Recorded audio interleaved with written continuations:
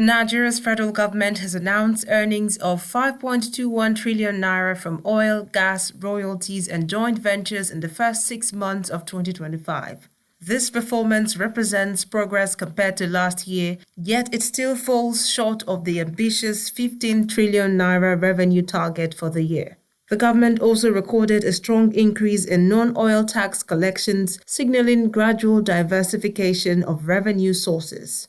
However, experts warn that sustaining this momentum will require stable oil production, higher crude prices, and further expansion of the non-oil sector. With global energy markets still unpredictable, the administration is expected to step up reforms in tax administration, cut leakages, and drive investment in other sectors to bridge the revenue gap before year-end.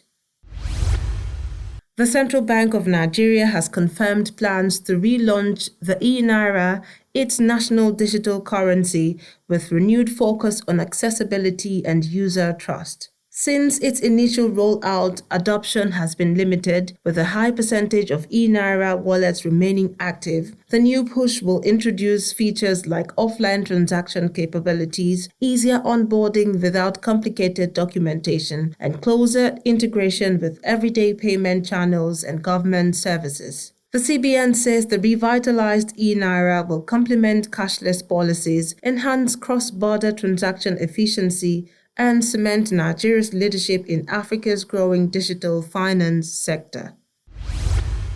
The federal government, working with private sector partners, has unveiled plans for a $60 billion high-speed rail network spanning more than 4,000 kilometers across Nigeria. The first phase will connect major cities including Lagos, Abuja, Kano, and Port Harcourt, cutting travel times and opening new economic corridors. Beyond easing passenger movement, the project is expected to boost freight transport, reduce pressure on highways, and stimulate real estate and industrial growth along the routes. Authorities say it will generate thousands of direct and indirect jobs during construction and operation. The rail project is part of a wider infrastructure drive to modernize Nigeria's transportation system, promote regional trade, and improve overall connectivity.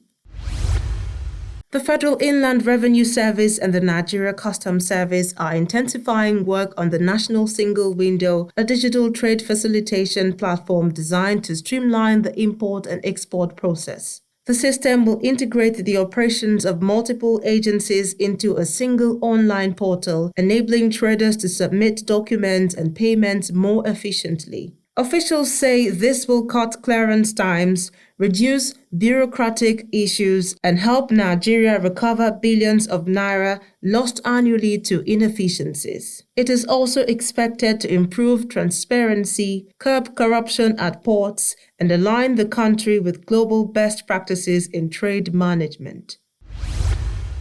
African nations are stepping up regional cooperation following recent U.S. tariff increases affecting a range of exports from the continent. In response, governments are moving to fast-track the African Continental Free Trade Area Agreement, aiming to boost intra-African trade and reduce dependence on overseas markets. Plans include building stronger regional supply chains, encouraging cross-border investment, and harmonizing trade regulations across member states. Leaders say this strategy is not only about reacting to tariffs, but also about charting a path toward long-term economic independence, deeper market integration, and shared prosperity for the continent's 1.4 billion people.